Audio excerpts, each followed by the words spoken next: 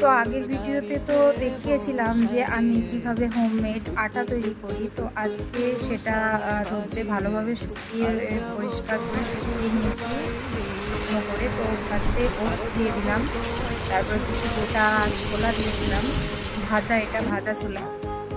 তারপরে একটু দিয়ে দিয়েছিলাম 250 গ্রাম মতো দিয়ে দিয়েছিলাম বাজরা, তারপরে সবুজ মুগ ডাল।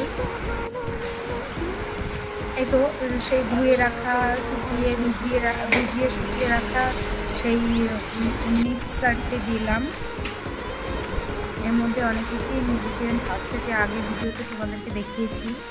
তারপরে একটা প্যাকেটের রাগি পাউডার এনেছিল, রাগির আটা।